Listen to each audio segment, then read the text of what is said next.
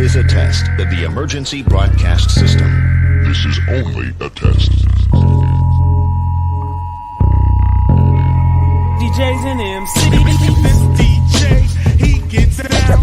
Listen to this jockey's introduction to DJs in a Mic with your host, DJ Mike. Is that a timetable? And DJ JP.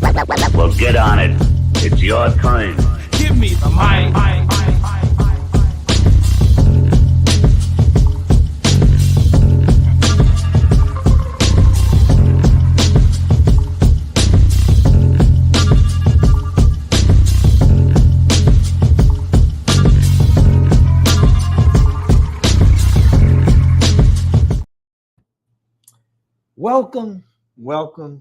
Welcome to another episode of Two DJs and a Mic. I am DJ Mike, and this is the infamous DJ JP. What's up? Mr. Slow Jam, Radio Voice, Radio Raheem, all of those such things. But we are honored today to have the great Todd Everett in the building. Yes, the owner of the Todd Everett Experience. Yeah. How you doing, sir? I'm doing great, man. Thanks for having me. It's an honor and it's a pleasure. How you fellas doing? Oh, we doing great. Doing great. Doing good. You know, you in Michigan, right? Yeah, I'm right outside of Detroit, Michigan, in Royal Oak. Okay, you have that accent. It's strong. That accent's strong. I'm actually from Buffalo, New York. So yeah, I know it. I'm like, that don't sound. Yeah, it's strong. I feel like I'm about to hear some Annie up. For sure. Oh yeah. My goodness. Yes. Hey Jeff, Jay, I might have to trade hats. You know, I love my bucket hats. Oh yeah. That's a staple. He talking about all my hats. Man. Yeah, no, it's not Christmas time. No, he doing Christmas every month. And I think he started early. I think he started mid-November. No, I started the day after Thanksgiving. Yeah. I'm talking about all the way into Christmas. He wore a hat, and we were doing our show like every morning, and we did a evening show every Tuesday. But every morning he had a different hat on. Yeah, kind of guy. I like that. Yeah. So before we jump into this, man, we got to do this thing right. We have to thank our sponsors. Two DJs and one mic. Would like to thank our platinum sponsor, Curator Live, the #1 photo booth software featuring customization, easy setup, share options, printing, analytics, and cloud-based storage. You can reach Curator Live by phone at 800-708-0247. Email info@curatorlive.com. Once again, thanks James and his team for sponsoring Two DJs and one mic. Yes, and we would like to give a special thanks to some of our partners, EV. NLFX Professional, and also one of our newer guys, eStart, and also Top Lights DJ. And the rest of UE, Marquee Show, Mobile Entertainment Expo, Harvest Midwest Sound. Live. And we working on something with DJ X. So yeah. So boy, life is good. Big shout out to the producer, A-Rock. Yes, the producer. We'll see him next week in Chi-Town. But hey man, let's get the show started. Go ahead, let's jump into this. Yeah, so we have a couple of things that we would like to ask, and just see how you feel about some of these questions. Nothing too invasive or anything along that line. And hopefully the questions that hit you before that wine does. This is the first. He sipping on wine on the show, y'all. My goodness. Sip. So can you share with us, what's behind the creation of the Todd Everett Experience and what inspired you, to start that venture? Man, that's a good question, and it can come with a loaded answer because it's very complex. So, I started DJing personally around 14 to 15 years old, and at the time, I went by DJ Chokes. That was my original name. Whoa! What was that? DJ what? DJ Chokes, CHOKES. What does that mean? So, And where did it come from? Yeah. I've please. never heard this story. Yeah, so I got into DJing kind of by era, even though the foundation was kind of already there and laid out for me. But when I was 8 years old, I started rapping, and I was in a rap group, and I was always afraid to perform. I was stage fright. You couldn't pay me to perform in front of nobody, right? So when we were coming up with when I came up with DJs names, and if you want, I'll kind of get in the story of how I got into DJing from rapping. But when I named myself, I thought about a couple of things. I want to name myself something that no one else has. You know, you go to different cities and different states, countries, there's a DJ Flex there, or there's a DJ Scratch or whatever. So I wanted to give myself a name that I felt nobody else would have, and I wanted it to kind of define who I was. So with the stage fright, choking was my biggest fear as a DJ or performer. So I named myself DJ Chokes to kind of overcome that fear. And here you have it years later. That part is probably my biggest asset as a DJ, is just my polarizing presence in front of audiences. Wow. Wow. That's pretty good. Chokes, don't choke no more. Chokes. Chokes with an S, CHOKES. Yeah, chokes. So how long did you keep that name? Oh man, I had that name from 1990. I would say 1996 to 2017, maybe. So were you doing clubs? Or what were you doing? Clubs, weddings? What made you change it? I changed it when I transitioned into my next phase as a DJ. You know, when I started the Todd Everett Experience. Also when I became aware of different qualities that I had, and those different qualities kind of evolutionized me as a DJ. And, you know, I had to rebrand myself to go into my next chapter once I created my company, the Todd Everett Experience. I just outgrew the DJ Chokes. You know, years ago, you couldn't pay me to talk on a microphone. You couldn't pay me to do announcements. You couldn't, you put a mic in my face, I would probably look at you like you were crazy. You know what I mean? So as I evolved, that became pretty much my strong suit. So I had to change the name. Wow. Totally understand. Been there, done that. Yeah, a lot of people. I've never had a microphone problem. But it's funny now being a DJ and able, talking all the time. Other aspects, like in church, I get total shock. Having to pray. And I guess it's just different because to me, that's like more personal and expressing yourself in front of everybody. So it's kind of different for me for that. But audience, anywhere, radio, I'm good. I can talk all day. But getting in front of people at church has been my Achilles heels, since I got up. Well, it's you create a different set of expectations instead of just having the expectation, which is, I'm just me. Yeah. And me is good enough in any setting. We create these, I would say, unrealistic expectations, and we make it more than what it is. Wow, thanks. That's Mike. true. That's good. I like that. That's good. I'm gonna have to use that moving forward. So he just dropped a gem on you. Yeah, he did. He really did. He always does. He's always dropping something, man. So wow, that's pretty good. DJ Chokes. Man, we've heard some great, crazy names in here, though, man. Yeah. So your company is renowned for creating high energy atmospheres at events. What are your key strategies for achieving this consistency? Oh, that's a good question. So, when I started my company, I never really dreamed to have a multi-op DJ company. It was pretty much me. So the Todd Everett Experience kind of originated around me. And what that was is kind of like when I transitioned from being DJ Chokes to Todd Everett, it was at the point where I became a father and I was in the corporate world, and I just sat down and thought about some things and evaluated my life at that point. And for me, becoming a father, one of the most important things for me was for my son to see me and know that I was there to tuck them in at night, right?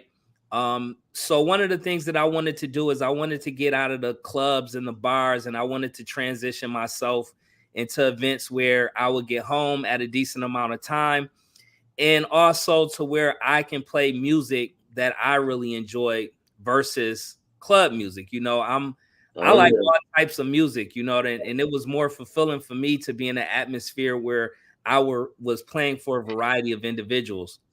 So that's kind of where the Todd Everett experience came from. I sat down and I really jotted down everything that I thought was awesome about me, but not just me.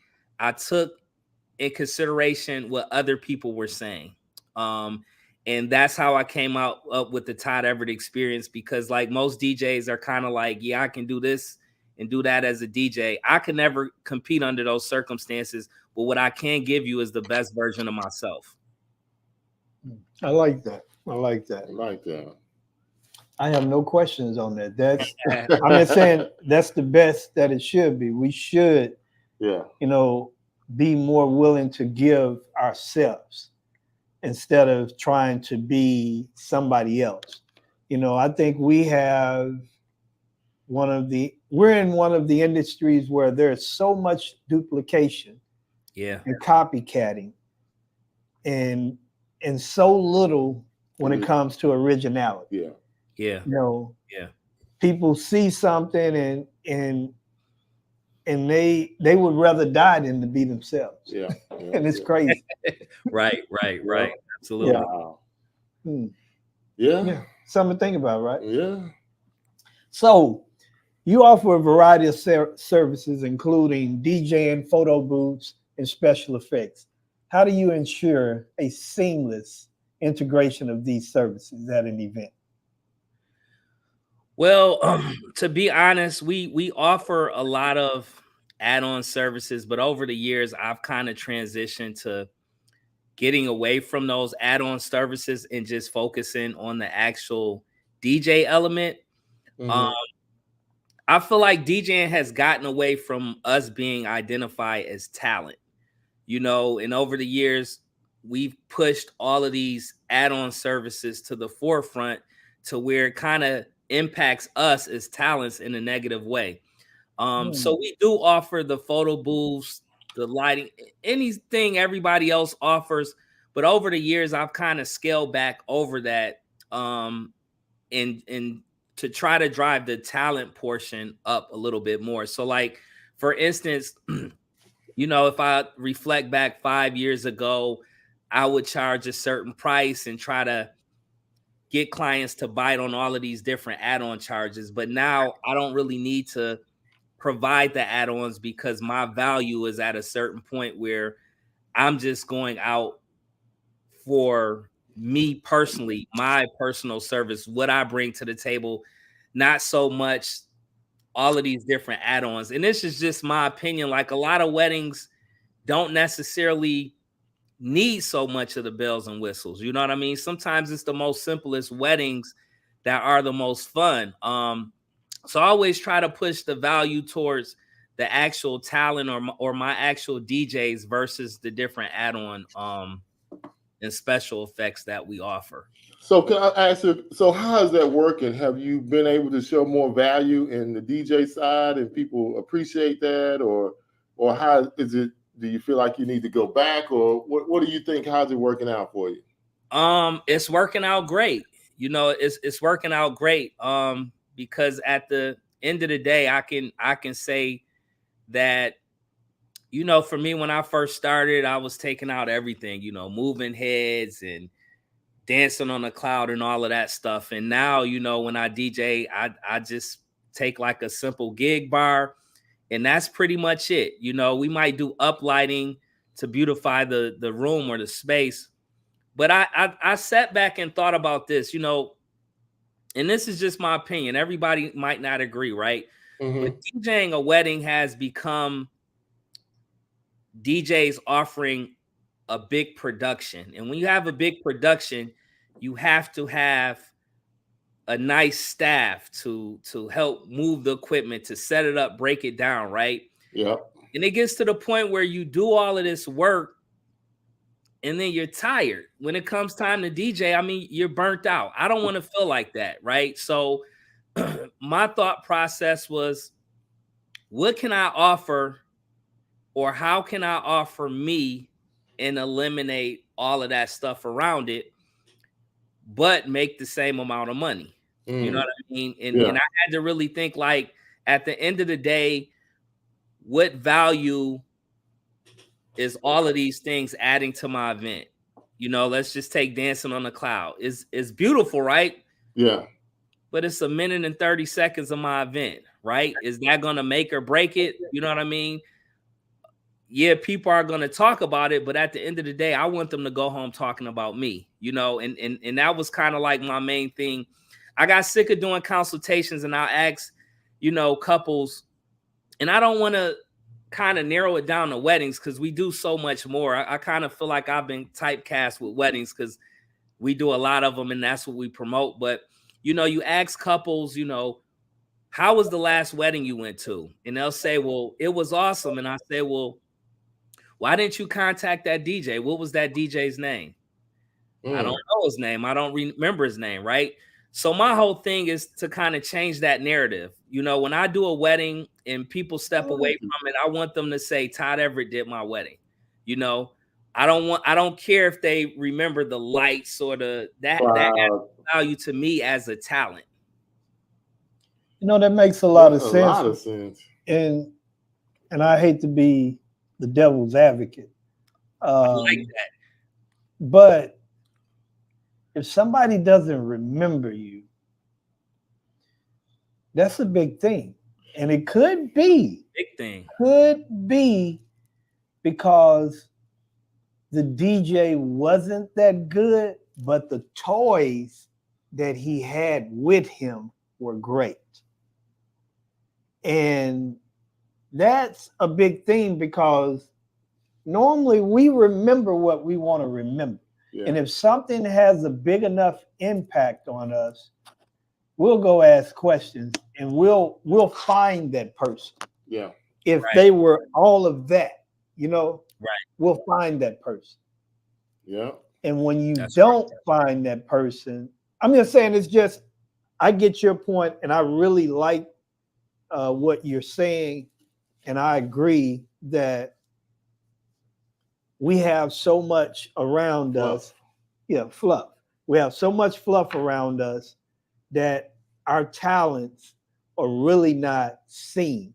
And it's not seen to the point, and this is another point, it's not seen to the point that DJs that are not skilled are being grouped up into DJs that are skilled. They're not even being differentiated. Yeah. Well, you got to realize when it comes to weddings, most of our couples have never been married before, right? So whether they look on Google, whether they look on Instagram, Facebook, and they find 5 DJs, we're all the same to them at the end of the day because they have nothing to kind of compare it to. Everything I do is pretty much calculated. And I'll give you a scenario that kind of helped me transition into this space about trying to put the value on me as the talent versus all of the bells and whistles that I can show up to an event with. When I was in high school, there was this guy. I won't say no names because you know these things travel, but it was a guy. He was what we considered a cornball, right? None of the girls liked him. He didn't dress that well. He wasn't really cool, right? But unfortunately, his parents died. Oh boy. And he got a ton of insurance money, right? Mm-hmm. So he came back to school, brand new car, rims. I mean, he was coming in there with Rolexes, camcorders, all of this stuff in high school, right? And all of a sudden, he started getting all this attention from different people, right? But he was the same corny guy, right? Mm-hmm. After the money ran out, which it ran out fast. Oh, very fast. He was back to square one. Oh, wow. So for me, in life, I always take things and try to process it to how I can utilize it to whatever I'm doing in life. Mm-hmm. That always made me remember, like, no matter how much you have, no matter how much you dress it up, if the value isn't on you and what you bring to the table as an individual, the love isn't really there. You know what I'm saying? And it's just like hip hop today, right? You see these artists, they have a nice song. The song is good for 2 or 3 months in the summer, but then a year from now, you can't even remember the song. You wouldn't even know what to type in your computer, right? Whereas if you take a Michael Jackson or a Luther Vandross, that music is timeless. Yeah. You know what I'm saying? Whitney. Yeah.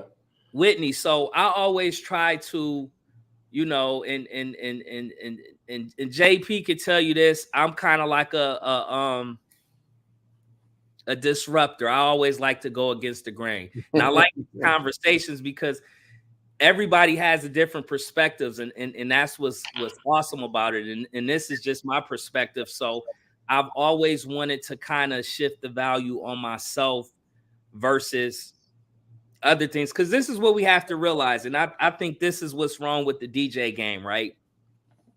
We're all DJs. We all love music. But at some point, you have to realize we're businessmen now, right? And DJs aren't good businessmen. So when you become a businessman and an entrepreneur, you have to think about your bottom line, right? And in order to run a business and to grow your business, you can't spend money all the time. And I think that's where the DJ game has shifted, is for us buying things because we feel like it's going to bring value to us. And all we're doing is we're DJing to really pay a credit card bill. It's like a pair of Michael Jordan sneakers, right? You want to be the first to get them because you all the girls are going to look at you and think you're cool because you're the first one that came to school with them, right? But then after a month goes by and the Jordans are old, you're back to square one. Now you feel like you have to get the next pair that comes out, right? Wow. And you're just continuing to buy this stuff because now that you say that, let me ask you this. I'm trying to nail it down. So when you say that, what are you saying that we need to do? What are you doing, or what would you tell a DJ that was saying, okay, I want to bring the focus back to me? Are you saying you need to bring your skills up? How are they supposed to bring that attention back to them? Well, I think a lot of DJs don't have faith in their skill set. And I don't even think skill set matters now because, listen, we have most of our brides are young, right? They're in the Spotify, Apple Music age. They don't really care who cuts the best, who scratches the best, who blends the best, right? They'll be happy if they give you their telephone and let you play off of their playlist. So it's like at the point where I'm going to a wedding and I'm taking $10,000 worth of equipment only to get paid a couple of thousand, and then I'm not even appreciated, or they don't even remember my name after the fact.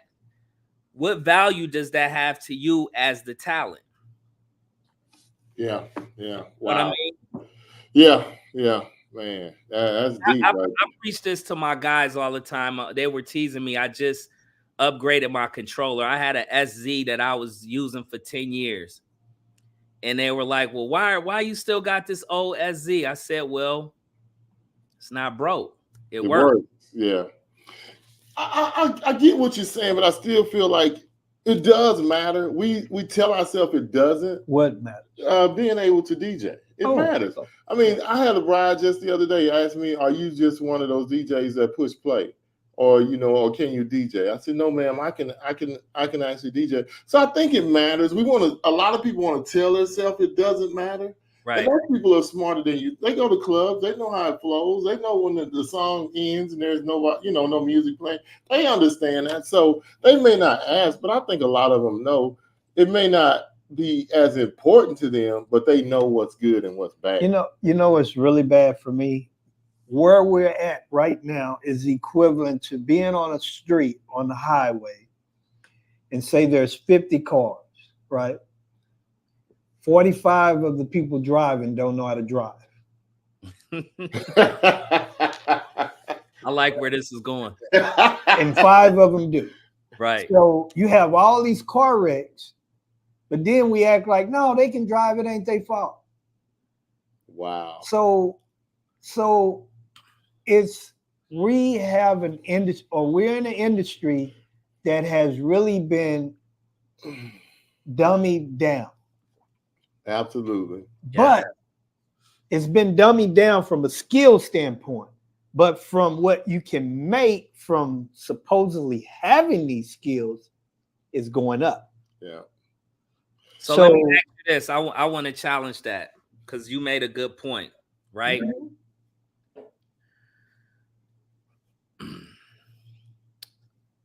Let's say I like to think I'm so nostalgic, right? I remember the days where you DJ'd in a club or a bar, and when you went in, they already had like the turntables or the CDJs or whatever you use in there, right?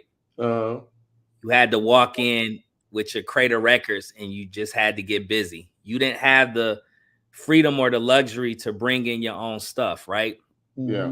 So if we apply that to what we do as DJs, whether it be mobile DJs or DJs with residencies, is my value or my price on me walking in that door, or is it on me walking in that door with everything that I brought in my trailer or my truck or van? Well, I would say this: the equipment and what you have doesn't make you DJ. Right. It's the skill. For me, it's going to always be the skill, because equipment can mask what's not there. Right. So let me ask you this, because that's where I wanted to lead you to, right?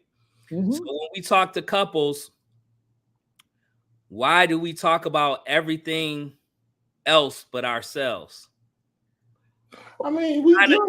I do. Going back to what you said about the 45, the bells and the whistles, the add-on services and the stuff like that. No, I actually agree with your point. I think your point is valid, because for me, and me and Jeff talk about this all the time.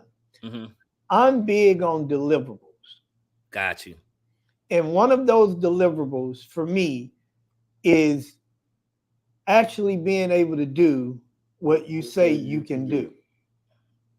And what your title says you can do. Yes. Because a lot of them don't say what they can do. They will skip and hop around that question. And hide under the title. When it gets time the to assumption. deliver, they can't deliver. Then they all in a tizzy when the bride comes. I thought you were a club DJ. I thought you were a real DJ. Then they want to, say that, I am. But, it's that he's big on that. And that's true.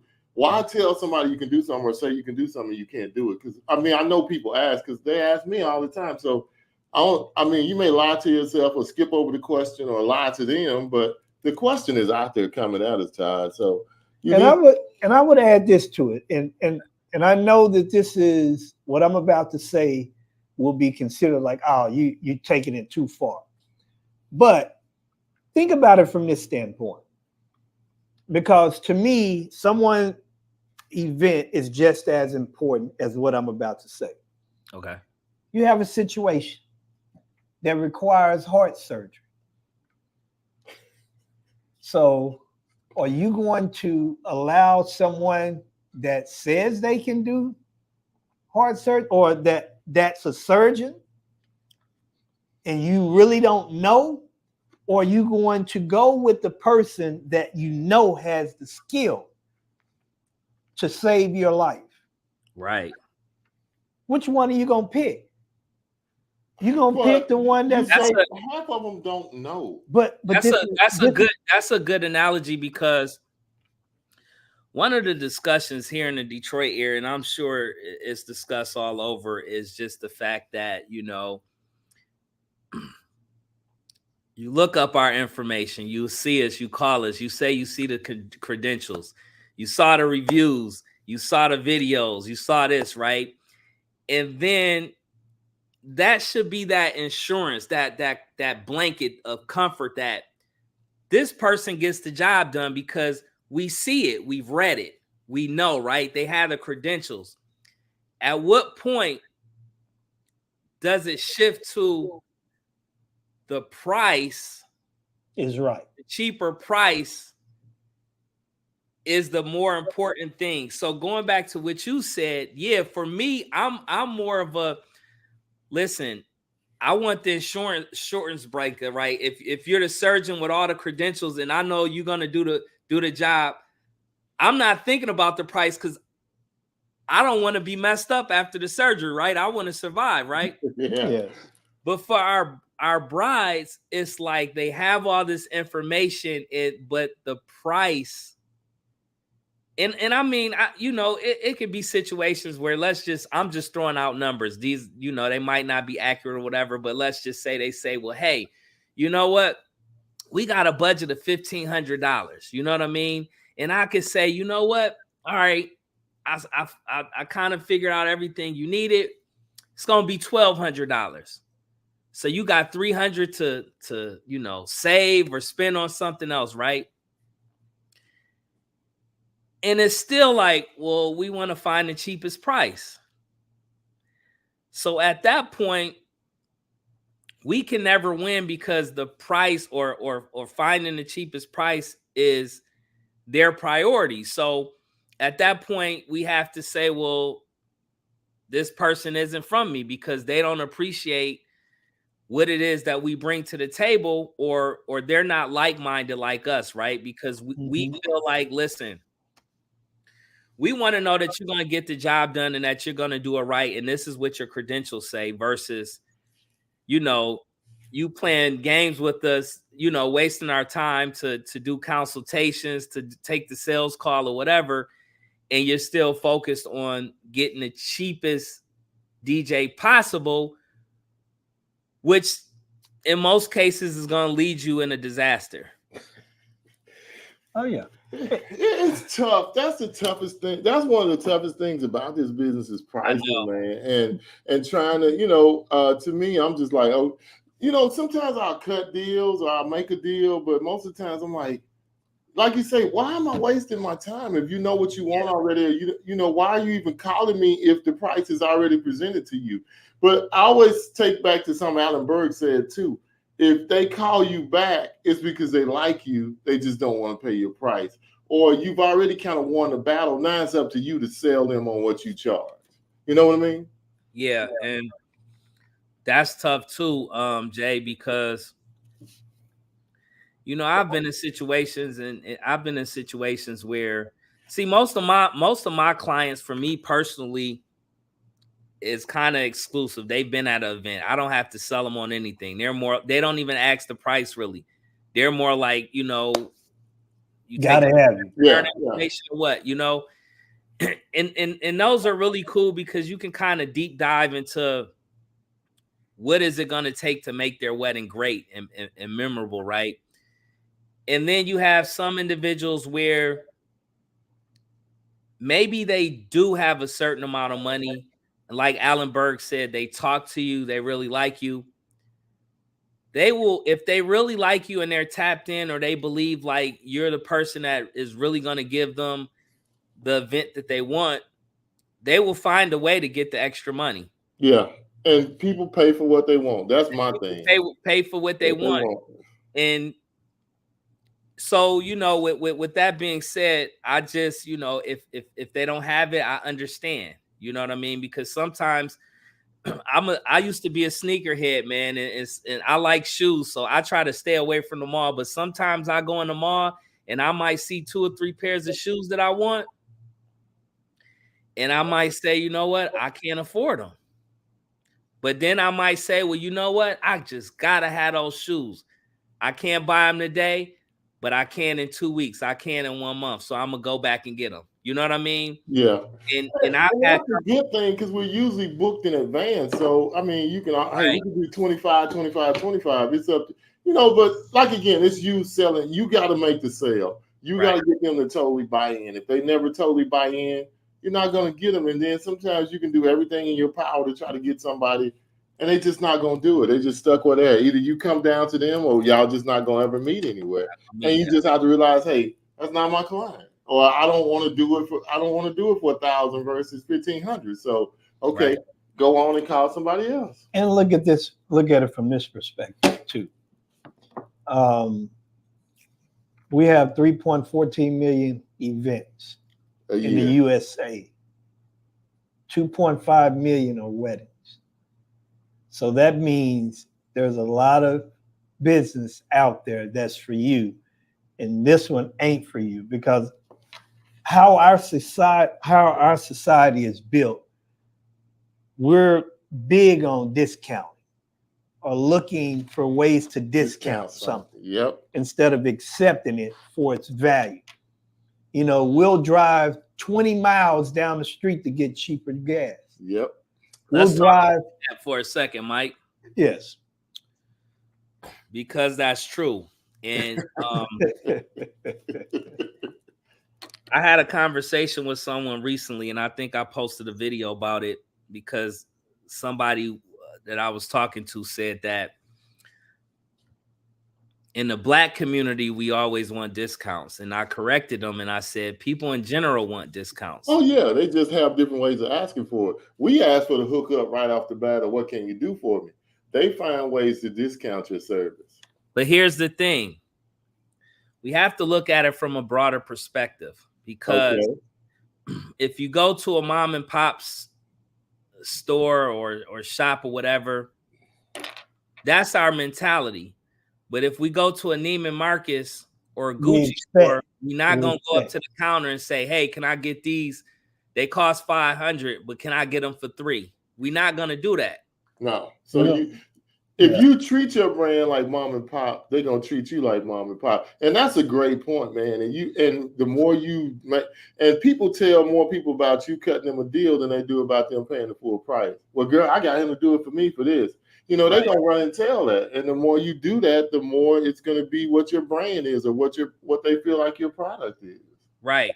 And the thing about sometimes is discounts is like, we place too much value on money. You know what I mean? Like, a discount is getting a couple of dollars like back in your pocket, right? But just imagine paying the full price and you get extra value elsewhere. You know what I mean? I look at it like this, and I've never hired a DJ. I'm pretty sure I probably will for one of my milestone birthdays or anything, but I want my DJ or and listen, and DJs kind of don't get appreciated enough, because I feel like we add value to everybody else, like the photographer, the videographer. If the DJ is awesome, man, are we giving them some stuff to capture, right? Absolutely. So I feel like if the DJ is in a position where he feels appreciated, he feels love, he feels welcome, that's added motivation to his performance. Yeah. You know what I'm saying? Yeah, I get you. But we're gonna keep moving, because we can beat this money horse. We can beat this money horse to death. So I know a couple years ago, before the pandemic, or when we first met, you won a national award, got nominated, top 100 in the nation, something like that, wasn't it? Remember what I'm talking? Remember that award you won? Yeah.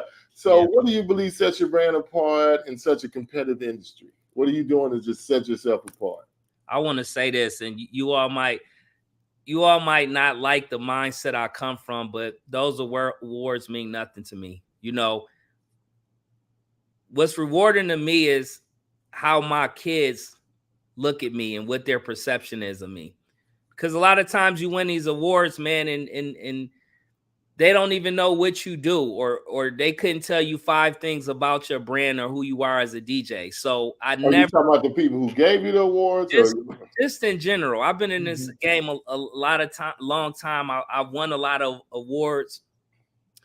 And I don't get caught up in that stuff, because at the end of the day, it has no value to my quality of life. My quality of life is being able to wake up in the morning and look at my kids and know that they respect me and that I'm being a positive influence in their lives, or my couples look at me and they can walk away and say, you know what, he put his heart and soul in my event. You know what I'm saying?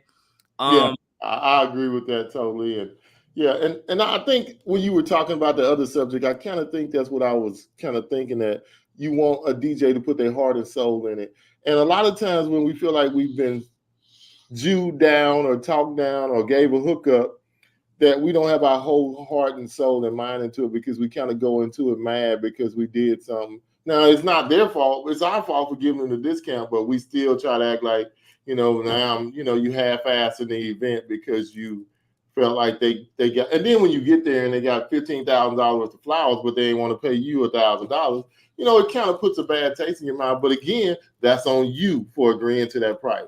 But it's a lot, man. This is the toughest business to price out.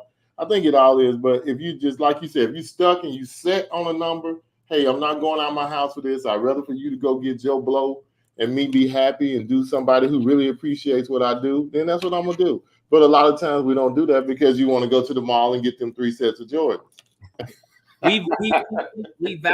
we value money so much. Yeah. We don't value the opportunities and the lessons. You know what I mean? What made me what I am today is the amount of times that I failed, the amount of times that I was in a position to learn. Is that why you like Mike? Are you quoting MJ now? No, I'm quoting real life. and this is kind of like what I like to talk about. Everything that I like to talk about or share is very important to me, because one thing is that, when I talk to DJs like to talk about DJ stuff, but we got to remember we're in life too. Everything that we do on a daily basis applies to what we do as DJs, what we do as entertainers, and what we do as entrepreneurs. So, a lot of times we might say, well, this person is only offering me this, or this person. What about the 200 or 150 people that's at that event?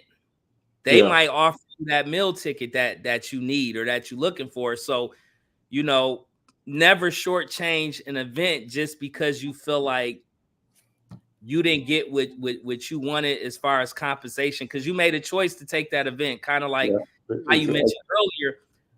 But the whole thing is, when you're DJing, you should be DJing for your next gig. You know what I mean? Auditioning for your clients that are in front of you. So we're going to keep moving. Otherwise, we ain't going to get through all these questions. So go ahead, Mike. What's up next? On your website, it mentioned, that you like to take the family-oriented approach, and how you are, and you stated to us pretty much everything that you said has been from that type of approach. How does that philosophy influence the services you provide? That's a good question. So with my team, I kind of we operate more as a family, meaning that, I don't just take events and send them out. We talk about life. We lean on each other. We educate each other from an event standpoint, from a life standpoint, especially like with all my male DJs. A lot of times, we're taught to not open up or be transparent or share things that's weighing on us. So, with my team, we just talk about life, man. It's not just about going out doing DJ gigs. We kind of bond and we build each other up from different aspects. And that kind of trickles into, what we're able to provide our clients, because we just move at one speed, in unison all together. So we just operate from that space where most, DJ companies, they just send you out on a gig, they take 800, give you 300, whatever the numbers are, and you just roll like that. Well, my guys, I try to empower them. I try to uplift them. I try to put their names out there so people can see who they are. And I try to make them their own bosses and encourage them to move like their own bosses. So as a multi-op myself. So how do you get them to open up or share, or, you know, do you go have lunch with them every now and then, or what are you doing to create that kind of atmosphere? Because that's something I would love to have within our company too, and not just a bunch of individuals going out and DJing, you know, under a brand name. I just try to run my brand with an empathetic heart, man. You know, we all know how it feels to go to work every day and work real hard, and you get the pat on your back, but then, like, at the end of the day, you're just a number, right? If something goes wrong, you get fired or you get rolled up or brought into the office, right? You know, and that's when we realize it's fake love at the end of the day. So it's nothing specific that I do. I just think it's me being genuinely who I am. You know, one of my biggest strengths, people say, is like building other people up and identifying what's great in other individuals, and I just try to share that. You know, when you make deposits into people, I just think naturally they want to be around you, or they want to be in that presence where they know someone is trying to like build them up, or someone has a genuine care for them. So I just try to operate from a genuine business platform, just not looking at it as just business, but I'm also interested in them as individuals. You know, what's going on outside of the DJing world. You know, when I get with my team, I don't even like to talk about DJing stuff.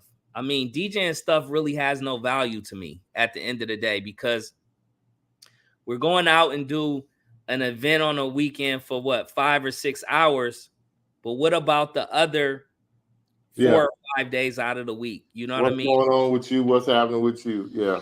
I So, like that. So I got a question for you, and this is off script, which really there is no script. No, not really.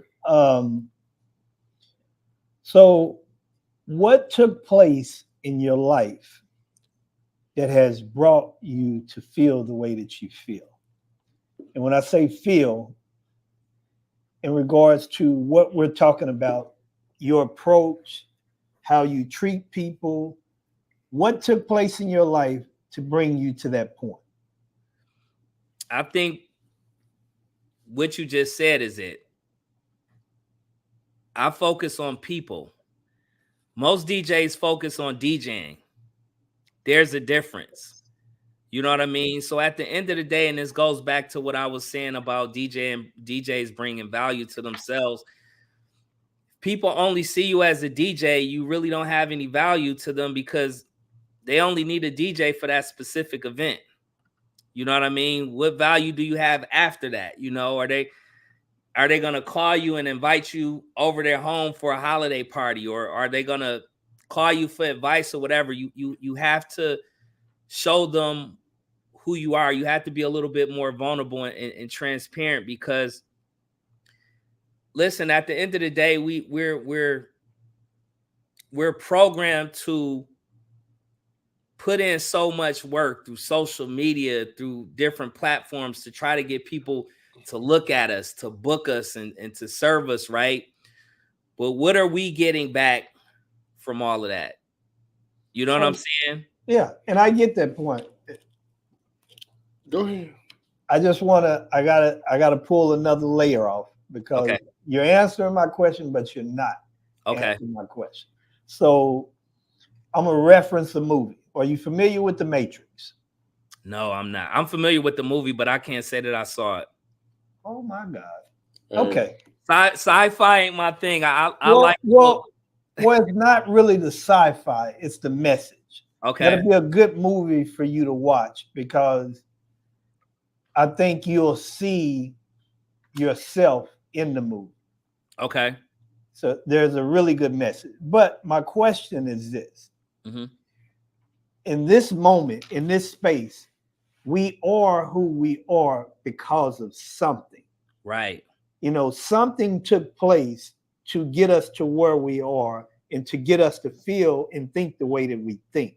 Right. What is that something for you? That you feel that for me? change you? Yes, that makes you think the way that you think. It's just life. You know, it's life. What about life? I mean, life is understanding and appreciating everything you've encountered, whether it's situations or people, and taking from those lessons to kind of mold and shape you and to direct you. It's kind of like this. You know, I ask DJs this question.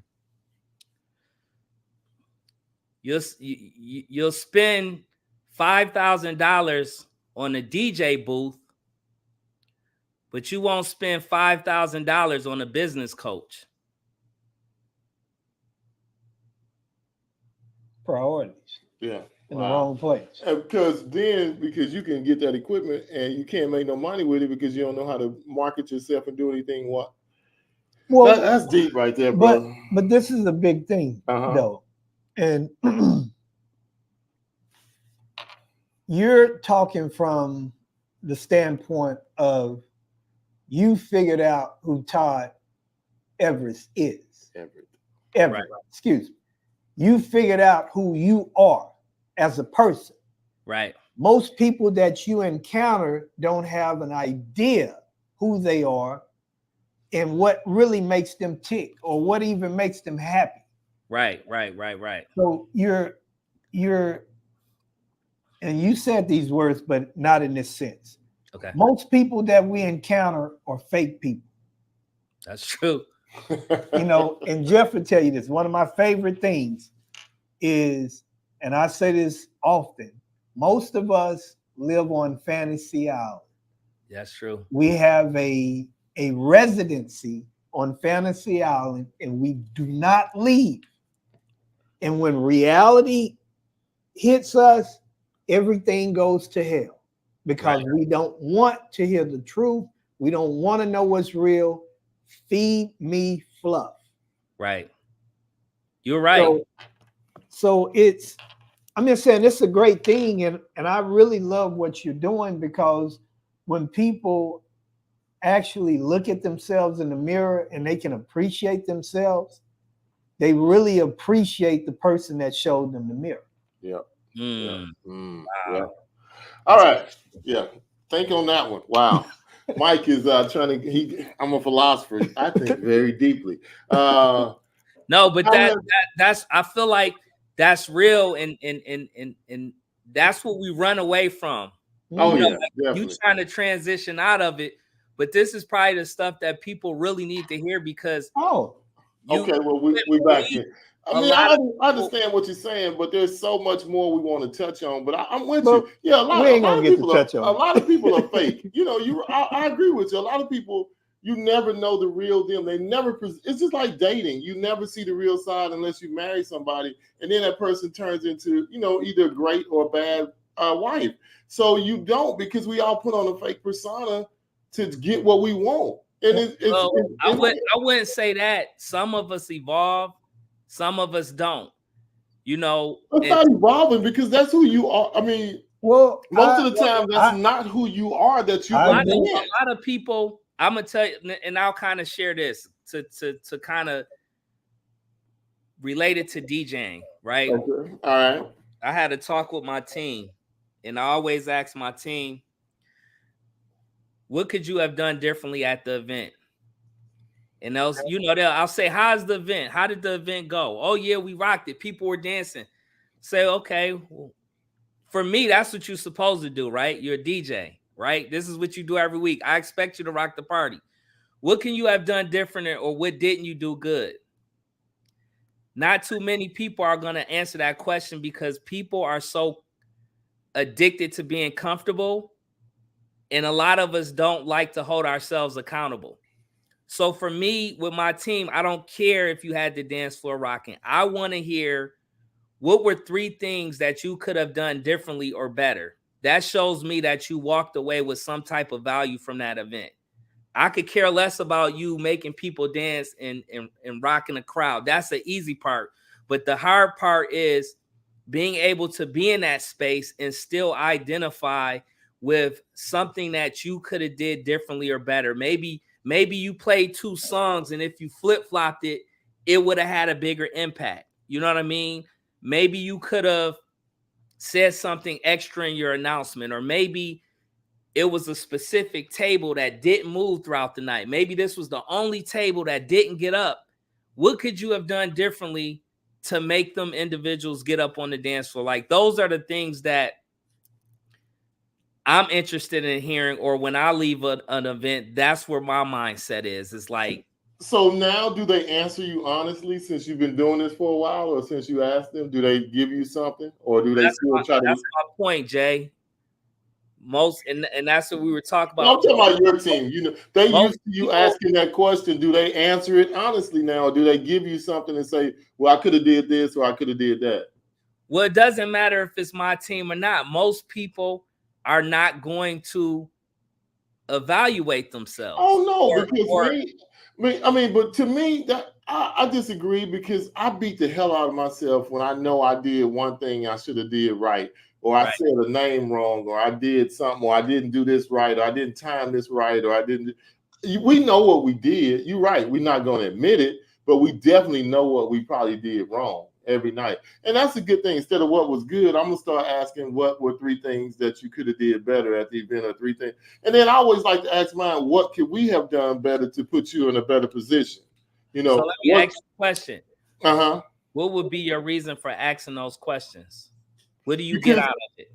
I want them to be better and recognize situations that they could change. Hey, they could have went to that table and said, "Hey, what can I do to get y'all on the floor?" You could have went over there and invited them to get on the dance floor. What's going to make you guys dance? I mean, I want everybody to have a good time. I want everybody to, just different things you could do. Or, oh, dang, I could have said this. Or you can come back and kick it again and still get that in. But you think about that. It's to make you get better and see things and look around and get like reading the crowd. That's, get the part that I'm getting at. Most people don't want to get better. They're content. They're content. Oh, hell, Todd. I mean, you're right. I mean, I'm trying not to let you say that, but you absolutely correct. Because they content with where they want to be. Why are we afraid to say it? It's the reality. I was one of those people at one time. You know what I mean? I appreciate because you don't have to. They don't have to look at themselves, and they don't have to get better. That's why they don't say it. They have to look at themselves. This is what people need to identify with, because when we talk about why couples want to go with the cheapest price, or why are they willing to go with the DJ that has no skill, is because we're not giving them a reason to go with us. We're green lighting it. We're not stepping up as a voice. We don't want to hold people accountable because we want to go with the flow because now let me Mike, you wasn't there, but we were at the Wedding NBA a couple of years ago. I think JP was in this room, and it was I can't remember her name. It was a DJ, female DJ. She was speaking, and she said, "Well, if you all had to relate yourself, your DJ skill set, or what you bring to the table as a car, what kind of car would you be?" And I said, I'm a Maybach. She said, "What is a Maybach?" I said, "It's a Mercedes." Do you remember this job? Was you in that room? I don't know if I was in there or not. I'm trying to recall, but go ahead, keep explaining, and I'm gonna see if it comes back to me. But she looked at me like I was crazy. And my response to her is, why can't I be a Maybach? So what was anybody else in the room saying? That's my point. They didn't say anything because they were afraid to. No, I wasn't in there for that, because I would have remembered that, because I probably would have been sitting by you and I would have been laughing, and I probably would have said something or got up. I would have kicked me under. I probably would have said I was a Lamborghini or Ferrari or something. But no, I mean, that's a damn good question though. What do you consider yourself? Is that for your skill set or overall, or what was it? What was she basing that on?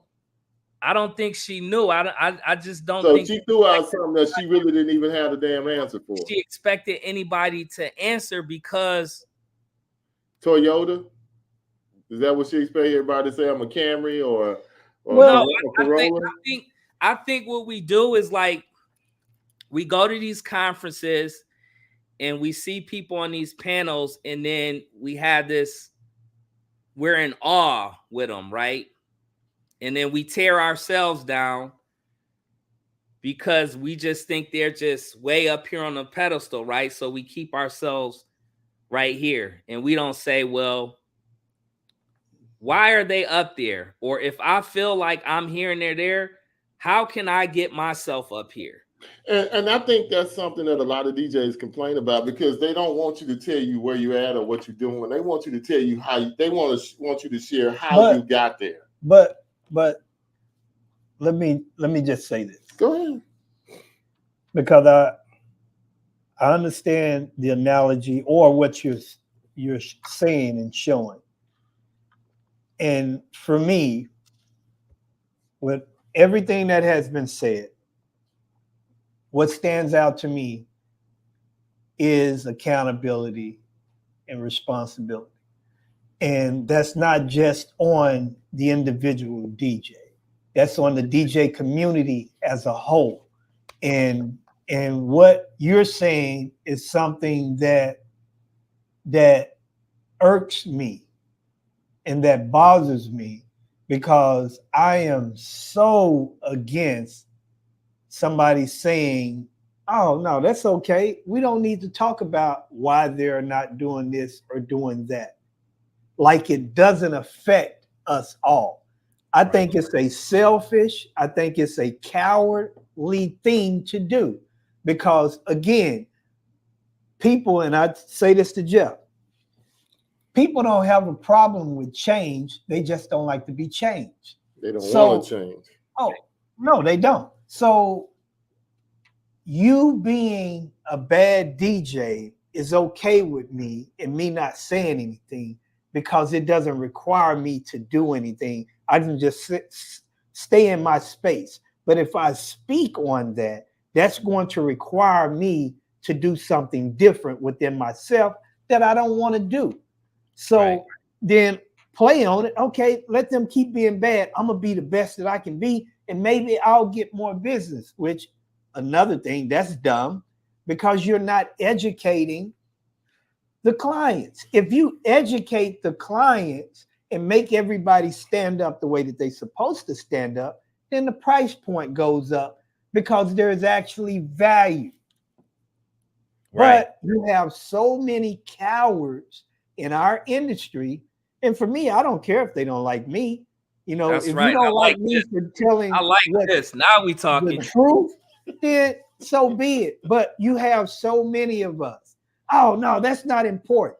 What a person does, their skill is not important. But it's important for me to pay you to tell me how to run my business. Right. That's important. But the skill ain't important. Come on, man. What are we really talking about? So again, it goes back to what I said about the heart surgeon. You just gonna let Tom, your homeboy that grew up with you, just because he said I can do it, you gonna let him cut you open? No, you're not gonna do that. You're gonna go pay, or you're gonna go to the hospital that has the best doctors to do surgery on you, because that is what you're supposed to do.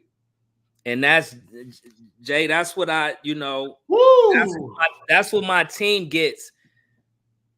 Me holding them to that, me trying to get them better. Listen, my team is better than me.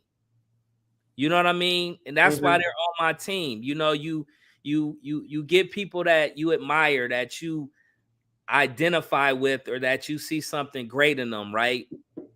And that's my whole thing, is like adding value to them. You know, I may be the name of the company, or I might be the flagship DJ, but these guys I'm empowering. I'm basically trying to identify areas where they can be greater, that they can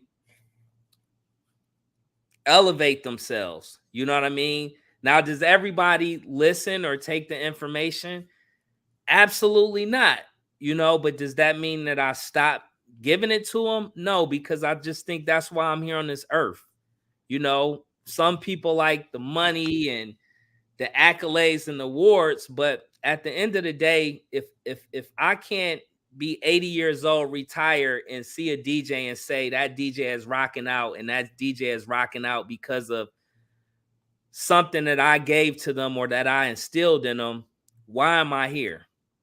You know what I mean? And that's kind of how I look at it. Okay, so we're making you an admin in DJ Crosstalk today. But I mean, no, but you've always been deep like this, man. Every time we've sat down, every time we've had a conversation. I remember the night when I was sitting on my back porch, me, you, and a couple other cats were on the phone, and I was like, Todd just blowing them away. But you've always been, but man, I was just thinking about what you and Mike said, and we always want to get mad with that guy charging less money. Yeah. But like Mike said, it's not his fault. It's our fault because we're not saying anything. We're mad with him because he's charging less. But we got, and I always what say value are we giving? My thing is, a lot of people are charging a lot of money and might not even have the skills that the guy that's not charging anything. At least he's being honest with his clients. I'm not great. I'm not this. But you up here charging all this money, and it's bad. It's bad both ways. It's bad both ways. I want to ask you guys a question. Okay. You don't have to answer it. You can. Oh no, we're gonna answer everything today because you didn't just try to call everybody on the carpet. So go ahead. Most DJs don't understand what they charge. They're charging it because that's what they seen on your website or that's what they hear you charge, right? And I always say this, that's why I stripped everything down. And for my clients, listen, if you want me to leave my kids, get off of my lazy boy from watching Power and come to your event, this is the price. I'm not charging for speaker. I'm not charging for this or this. I got a big old van and all of that stuff can fit in it. But this is for me to show up. This is what I feel like my worth is to come and do your event, right? I didn't get the value from any other DJ. I sat down and I said, well, Todd, what do you want to charge? And I'll kind of share this with you. I've never, Jeff asked me about prices before and I kind of sidelined him or whatever. I know he probably like this guy. When I started DJing, I started my first wedding, I believe I did in 2003. Not my first wedding, but my first wedding for a different ethnic background. Mm-hmm.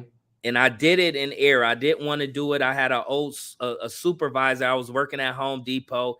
He said, something happened with our DJ, Todd. He said, I heard you was a DJ.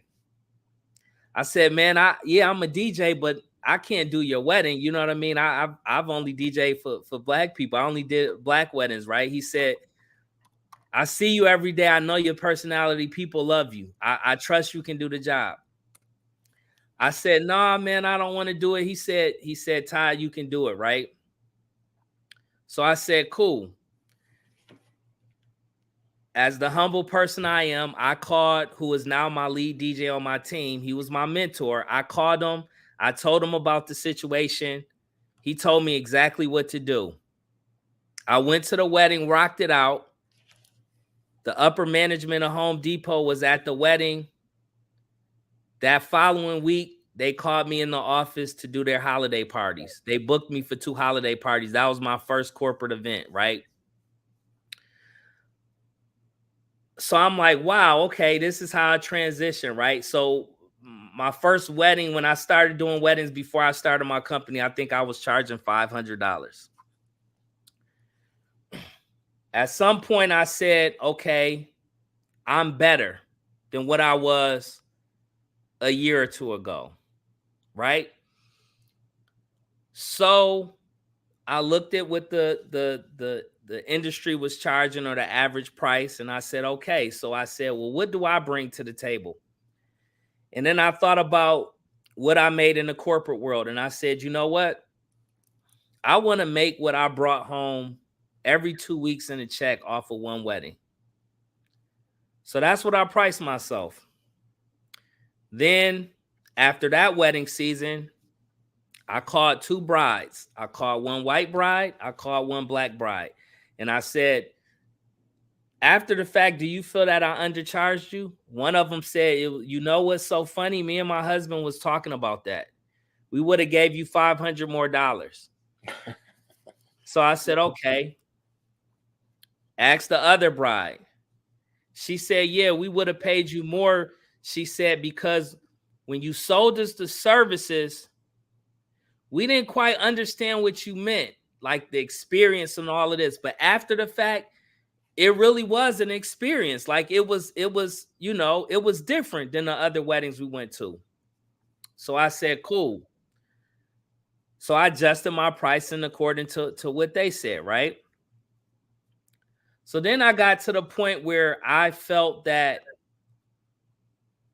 I delivered consistently, meaning that each wedding was exactly the same, the results. When I felt like it was at a consistent pace where you get the same thing from beginning to end, no matter the venue, no matter the race, no matter the guest count, I said, you know what? I'm different now. You know what I mean? Let me charge a little bit more, right? So then it got to the point where, and you all probably know this, you know, it's a struggle owning a business and being a talent. You just stretched too thin. You know, you can't do it all, right? Uh-huh.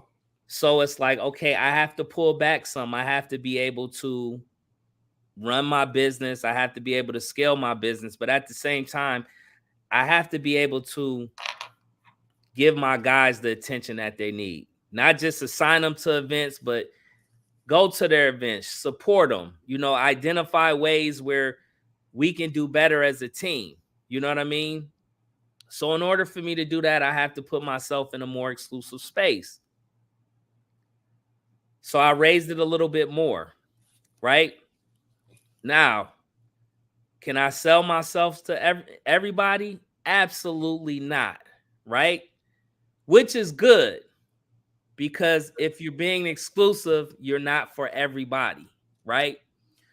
So I say this to say most DJs don't know or understand their value, because if you ask them the question,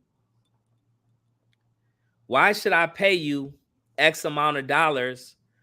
Or what's different with you, JP, than DJ Mike? They won't be able to answer the question.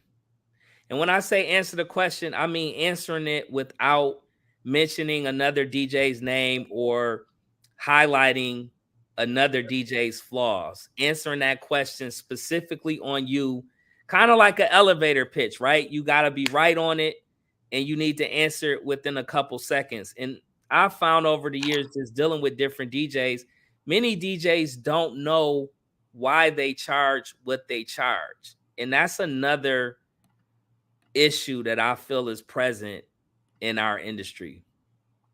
And unfortunately, these aren't the conversations that's being talked about. More the conversations that are had is, this person shouldn't be charging this or this. Why not? Maybe we're a $2,000 or $1,500 DJ, and maybe they are a $700 DJ. We can't be mad at them. Maybe their skill set isn't where we are. You know, it's up for the client to determine, like, this person isn't going to give me what I need. You know what I'm saying? Yeah, you got to know your worth, and then you got to charge it, and then you got to have the clients that's going to pay it. But brother, we have enjoyed the education.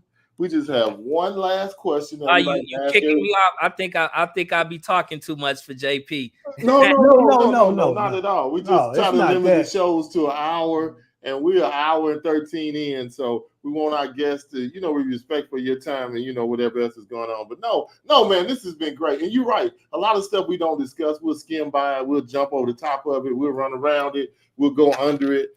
And a lot of this stuff needs to be discussed. And you brought some real great gems out today about how we need to discuss it, how you treat your team, and, you know, just asking honest questions and hoping people give you true and authentic answers. And that's all we can ask. And that's how the industry going to change. And you kind of wrote the philosophy of DJ Crosstalk, because that's what me and Mike both say. We want to leave the industry better than we found it. We want people, oh, I'm not telling you I got this record. I'm not telling you this. And we want to pour into people and make every DJ that we touch and see better.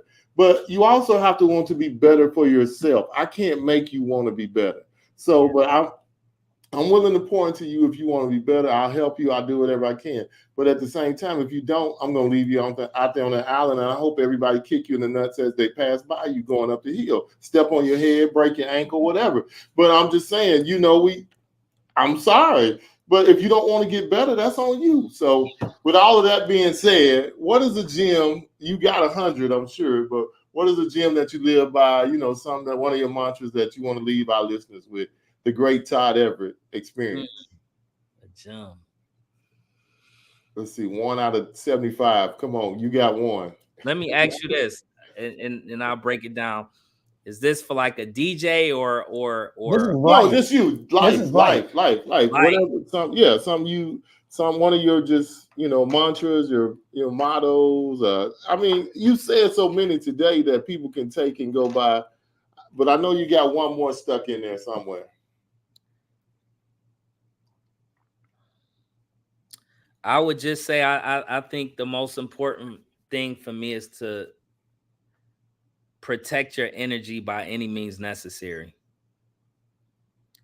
I like that. Don't waste energy on unnecessary people or unnecessary things. Is that kind of what you mean? Well, it's a little bit deeper than that, really dial into the first thing that you do when you get up. Don't be so accessible to people. And a lot of times you can wake up in the morning, you can be as happy as can be, and somebody might call you and just drain everything out of you. With, you know what I mean? Rob Steele. What, me? Yeah. People ruining your day, man, with just a text message or Did I ruin your day? No, not you. I'm not saying you. I'm just saying today, you had some challenges. Oh, and don't let people steal your joy. That's what I always say. Don't let the devil steal your joy. Yep. And that's a good. I like that. That's good.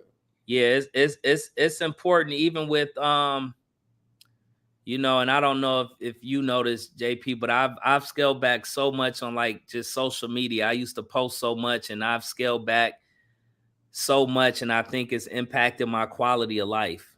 You know what I mean? Because it's like crack in the 80s. I call Instagram and Facebook crack in the 80s, right?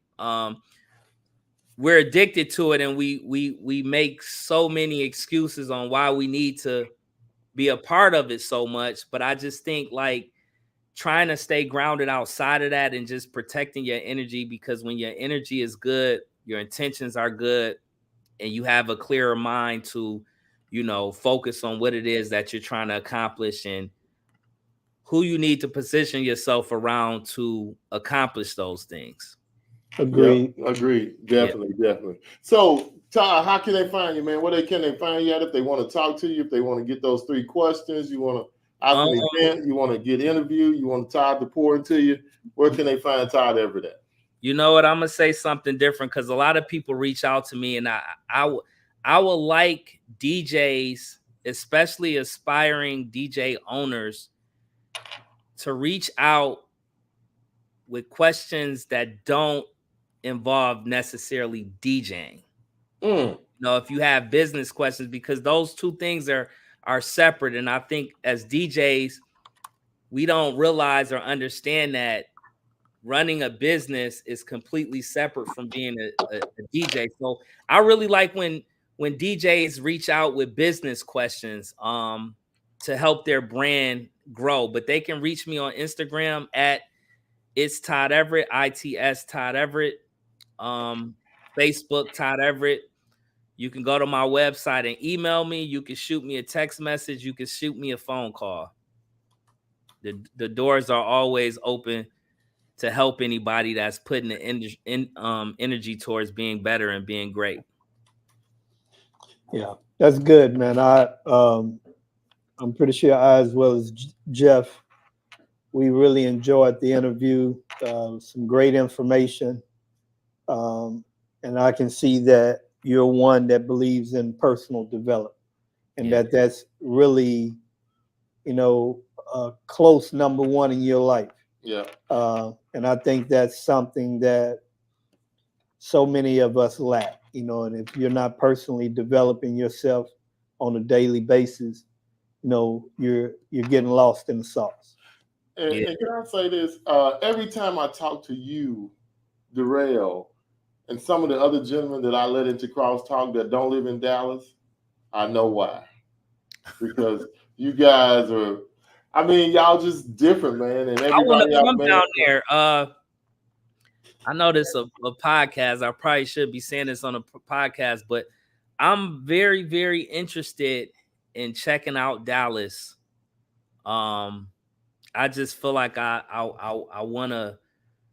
Well, you know what I told you. My door is always open. Just call me. I got 3 bedrooms. Come on and crash for a little bit. If you want to come down here, we'll treat you with the greatest hospitality you ever had. Take you out, let you see everything, and meet everybody. We'll even have a crosstalk so you can meet some of the guys if they come out and talk to you. So, man, I would love that, man. We could talk a little bit more about that offline, but I would really love it because I value other people's perspectives. I'm always learning, and there's so much that I've learned from you that I haven't probably shared, but every time we talk, I'm always learning, even from Mike today. I'm always pieces, and that kind of goes in the question he asked me, like, why are you MVP? Why are you like you are? Because I'm not just talking, I'm listening, and I'm trying to take little pieces and apply it to